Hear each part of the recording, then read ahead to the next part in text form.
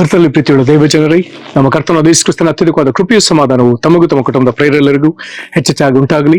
ಹೃದಯಂಗಮ ಮಾತು ಎನ್ನುವ ಈ ಮುಂಜಾನೆ ವಾಕ್ಯದ ಅಂತ ಸರಣಿಯಲ್ಲಿ ಪ್ರಕಟಣೆ ಪುಸ್ತಕದಲ್ಲಿ ಯೇಸು ಎಂಬ ಶೀರ್ಷಿಕೆಯಲ್ಲಿ ಈ ತಿಂಗಳು ನಾವು ವಾಕ್ಯವನ್ನು ಧ್ಯಾನಿಸುತ್ತಿರುವಲ್ಲಿ ಈ ದಿನ ನಾವು ಧ್ಯಾನಿಸುವಂತ ದೇವರ ವಾಕ್ಯದ ಭಾಗ ಪ್ರಕಟಣೆ 7ನೇ ಅಧ್ಯಾಯ 15ರಿಂದ 17 ವಚನಗಳು. ಪ್ರಕಟಣೆ 7ನೇ ಅಧ್ಯಾಯ 15ರಿಂದ 17 ವಚನಗಳು. ದೇವರ ವಾಕ್ಯ ಹೇಗೆ ಹೇಳ್ತದೆ: ಈ ಕಾರಣದಿಂದ ಅವರು ದೇವರ ಸಿಂಹಾಸನದ ಮುಂದೆ ಇದ್ದುಕೊಂಡು ಆತನ ಆಲಯದಲ್ಲಿ ಹಗಲಿರುಳು ಆತನ ಸೇವೆ ಮಾಡುತ್ತಾ ಇದ್ದಾರೆ. ಸಿಂಹಾಸನದಲ್ಲಿ ಕೂತಿರುವ ಆತನು ಗುಡಾರದಂತೆ ಅವರನ್ನು ಆವರಿಸುವರು. ಇನ್ನು ಮೇಲೆ ಅವರಿಗೆ ಹಸಿವೆ ಇಲ್ಲ, ಬಾಯಾರಿಕೆ ಇಲ್ಲ. ಅವರಿಗೆ ಬಿಸಿಲಾದರೂ ಯಾವ ಜಳವಾದರೂ ಬಡಿಯುವುದಿಲ್ಲ. ಸಿಂಹಾಸನದ ಮಧ್ಯದಲ್ಲಿರುವ ಯಜ್ಞದ ಕುರಿಯಾದಾತನು ಅವರಿಗೆ ಕುರುಬನಂತಿದ್ದು ಜೀವಜಲದ ಹೊರತುಗಳ ಬಳಿಗೆ ನಡೆಸುತ್ತಾನೆ. ದೇವರು ಅವರ ಕಣ್ಣೀರನ್ನೆಲ್ಲ ಒರೆಸಿ ಬಿಡುವನು ಎಂದು ಹೇಳಿದನು. ದೇವರು ತನ್ನ ಆತ್ಮನ ಮೂಲಕ ಈ ವಾಕ್ಯಗಳನ್ನು ನಮ್ಮ ಗ್ರಹಿಕೆಗೆ ಹೆಚ್ಚಾಗಿ ತರಲಿ, ಇವುಗಳನ್ನ ನಮಗೆ ಬೋಧಿಸಲಿ. ಇಲ್ಲಿ 7ನೇ ಅಧ್ಯಾಯ ಒಂದು ವಿಶೇಷವಾದ ಅಧ್ಯಾಯ. ಈ ಅಧ್ಯಾಯದ ವಿಶೇಷತೆ ಆರಂಭದಲ್ಲಿ ಇದನ್ನ ಗಮನಿಸುವಾಗ ಹಿಂಸಾ ಕಾಲದಲ್ಲಿ ಅಥವಾ ಉಪದ್ರವ ಕಾಲದಲ್ಲಿ ರಕ್ಷಣೆ ಹೊಂದುವಂತ ಯಹೂದ್ಯರು ಅಥವಾ ರಕ್ಷಣೆ ಹೊಂದುವಂತ ಇಸ್ರಾಯೇಲರು ಇವರ ಒಂದು ಮಹಾ ಸಮೂಹವನ್ನ ತೋರಿಸುವಂತ ಒಂದು ವಿಶೇಷ ಮಾಹಿತಿಗಳು ಇಲ್ಲಿ ಅಡಗಿದೆ. ಇದರೊಂದಿಗೆ 9ನೇ ವಚನಕ್ಕೆ ಬರುವಾಗ ಯಾರಿಂದಲೂ ಎಣಿಸಲಾಗದಂತ ಒಂದು ಮಹಾಕೂಟದ ಬಗ್ಗೆ ಬರ್ತದೆ. ಇದನ್ನ ನಾವು ಹಂತವಾಗಿ ನಾವು ಗಮನಿಸಲಿಕ್ಕೆ ಸಾಧ್ಯ. ಒಟ್ಟಾರೆ ದೇವರ ಸಿಂಹಾಸನದ ಎದುರು, ಯಜ್ಞದ ಕುರಿಮರಿಯಾದಾತನ ಎದುರು ಒಂದು ಮಹಾಸಮೂಹ ಸೇರಿ ಬಂದು ದೇವರನ್ನ ಆರಾಧಿಸ್ತವೆ. ನಾನು ವಿಶೇಷ ಸಂಗತಿಗಳನ್ನ ಇಲ್ಲಿ ಗಮನಿಸ್ತೇವೆ.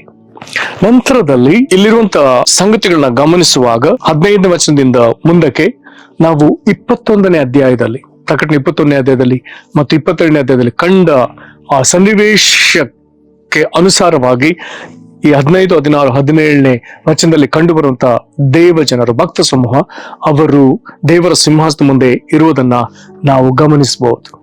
ಒಂದು ವೇಳೆ ಈ ಭಾಗ ನಮ್ಮ ಗ್ರಹಿಕೆ ಸರಿಯಾಗಿರುವುದಾದರೆ 21 ಮತ್ತು 22ನೇ ಅಧ್ಯಾಯಕ್ಕೆ ನಮ್ಮನ್ನ ನಡೆಸ್ತಾರೆ. ಇಲ್ಲಿ ಈ 15ನೇ ವಚನದಲ್ಲಿ ಬರ್ತದೆ, ಆ ಭಕ್ತ ಸಮೂಹ ದೇವರ ಸಿಂಹಾಸನದ ಮುಂದೆ ಇದ್ದುಕೊಂಡು ಆತನ ಆಲಯದಲ್ಲಿ, ಅಲ್ಲಿ ನಾವು ಈಗಾಗಲೇ 21ನೇ ಅಧ್ಯಾಯದಲ್ಲಿ ಓದಿದ್ದೇವೆ, ಅಲ್ಲಿ ಆಲಯವಿಲ್ಲ, ದೇವರು ತಾನೇ, ಯಜ್ಞದ ಕುರಿಮರಿಯಾದ ಯೇಸು ಕ್ರಿಸ್ತನು, ಇವರಿಬ್ಬರೇ ಅಲ್ಲಿ ಆಲಯವಾಗಿದ್ದಾರೆ. ಹಾಗಾದ್ರೆ ಆ ಆಲಯದಲ್ಲಿ ಹಗಲಿರುಳೆಂಬುದಾಗಿ ಬರ್ತದೆ. ಆದ್ರೆ ಪ್ರಕಟಣೆ ಪುಸ್ತಕದಲ್ಲಿ ಸ್ಪಷ್ಟವಾಗಿ ತಿಳಿಯಪಡಿಸಿದ್ದು ಅಲ್ಲಿ ಕತ್ತಲಿಲ್ಲ. ಆದ್ರೂ ಹಗಲಿರುಳು ಎನ್ನುವಂತ ಮಾತು ಏನು? ಹಗಲಿರುಳು ಎನ್ನುವಂತ ಮಾತು ನಾವು ಭೂಲೋಕದಲ್ಲಿರುವುದರಿಂದ ನಮ್ಮ ಗ್ರಹಿಕೆಗೆ ನಾವು ಅದನ್ನು ಗಮನಿಸುವಂತೆ ಸತತವಾಗಿ, ಹಗಲೆನ್ನದೆ ಇರುಳು ಎನ್ನದೆ ಎಂಬುದಾಗಿ ಹೇಳುವ ವಿಧದಲ್ಲಿ ಸತತವಾಗಿ ದೇವರನ್ನ ಆರಾಧಿಸುವಂತ ಅಥವಾ ದೇವರನ್ನ ಸೇವಿಸುವಂತ ಒಂದು ವಿಶೇಷ ಸಂದರ್ಭ. ಅಂದ್ರೆ ನಿತ್ಯವು ಎಡಬಿಡದೆ ಎಂಬುದಾಗಿ ಸಹ ಇದನ್ನ ಹೇಳಲಿಕ್ಕೆ ಸಾಧ್ಯ. ಹಾಗಾದ್ರೆ ಎಲ್ಲಾ ಸಮಯಗಳಲ್ಲಿ ದೇವರಿಗೆ ನಿತ್ಯ ಆರಾಧನೆ ಈ ಭಾಗದಲ್ಲಿ ಈ ಜನರಿಂದ ಹೊರಡ್ತದೆ. ಅವರು ದೇವರನ್ನ ಸೇವಿಸ್ತಾರೆ. ಮತ್ತು ಇನ್ನೊಂದು ವಿಶೇಷವಾಗಿ ಬರೆದರೆ, ಸಿಂಹಾಸನದಲ್ಲಿ ಕೂತಿರುವ ಆತನು ಗುಡಾರದಂತೆ ಅವರನ್ನ ಆವರಿಸುವನು. 16ನೇ ವಚನಕ್ಕೆ ಬರುವಾಗ ಅಲ್ಲಿ 3 ಸಂಗತಿಗಳು ಬರ್ತದೆ: ಹಸಿವೆ, ಬಾಯಾರಿಕೆ ಮತ್ತು ಬಿಸಿಲು.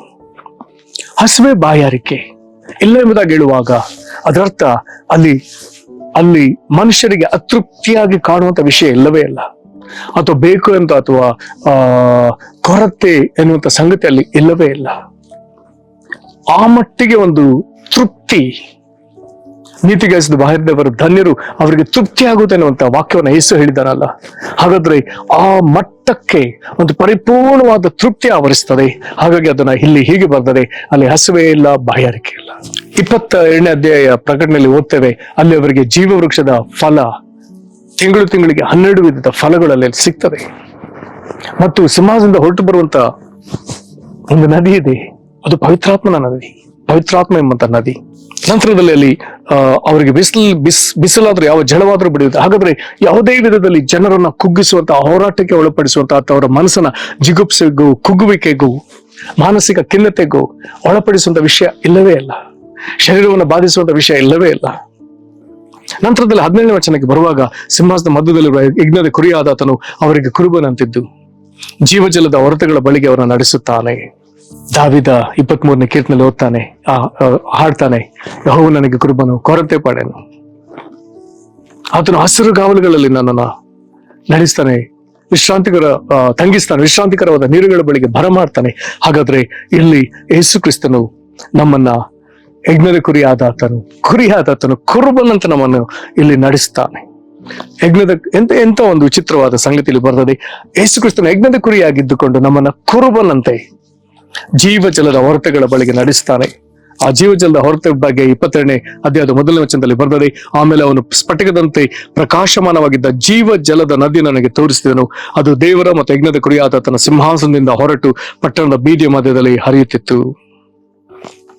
ಆ ನದಿಯ ಉಭಯ ಪಾರ್ಶ್ವಗಳಲ್ಲಿ ಜೀವವೃಕ್ಷವಿತ್ತು. ಅದು ತಿಂಗಳಿಗೆ ಫಲವನ್ನು ಫಲಿಸುತ್ತಾ 12 ತರದ ಫಲವನ್ನು ಕೊಡುತ್ತದೆ. ಬೇರೆ ಹಾಗಾದ್ರೆ ಎಂಥ ಒಂದು ಸಂತೃಪ್ತಿಕರ ವಿಷಯ. ಯಾರೊಬ್ಬರಾಗಲಿ ಗಲಿಬಿಲಿ ಆಗುವುದಕ್ಕೂ, ಅಸಮಾಧಾನ ಅತೃಪ್ತಿಗೊಳಗಾಗುವುದಕ್ಕೆ ಅವಕಾಶವಿಲ್ಲದಂತ ಒಂದು ಸಮೃದ್ಧಿಕರ ಜೀವಿತಕ್ಕೆ ದೇವರಲ್ಲಿ ಆತ ನಡೆಸ್ತಾನೆ.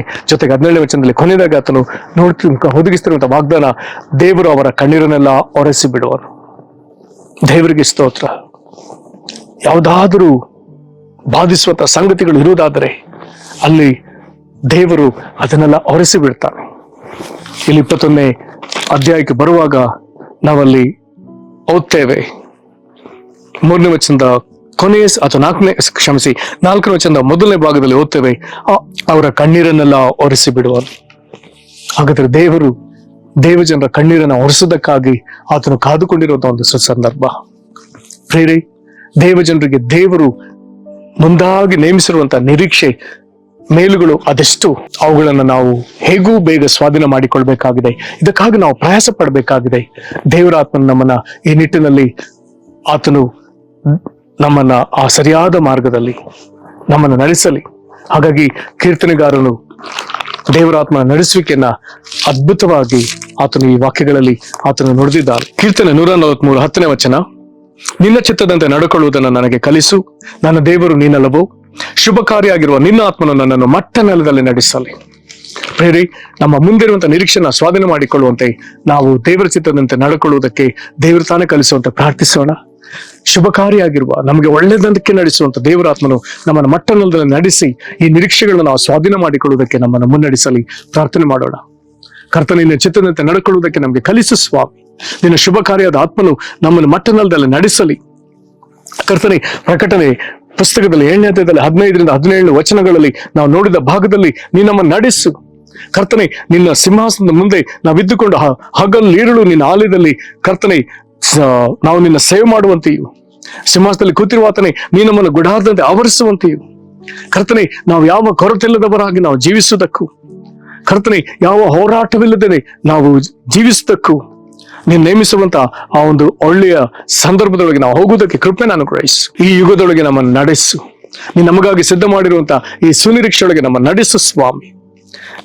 ಯಜ್ಞದ ಕುರಿಮರಿಯಾದಾತನೇ, ಸಿಂಹಾಸನದ ಮಧ್ಯದಲ್ಲಿರುವಾತನೇ, ನೀನು ಕರ್ತನೆ ಕುರುಬನಂತಿದ್ದು ನಮ್ಮನ್ನ ಜೀವಜಲದ ಹೊರತುಗಳ ಬಳಿಗೆ ನಡೆಸ್ತಿ. ತಂದೆಯಾದ ದೇವರೇ, ನೀನು ನಮ್ಮ ಕಣ್ಣೀರನ್ನೆಲ್ಲ ಒರೆಸ್ತೇವುದಾಗಿ ಬರೆದಿರುವುದಕ್ಕಾಗಿ ಸ್ತೋತ್ರ.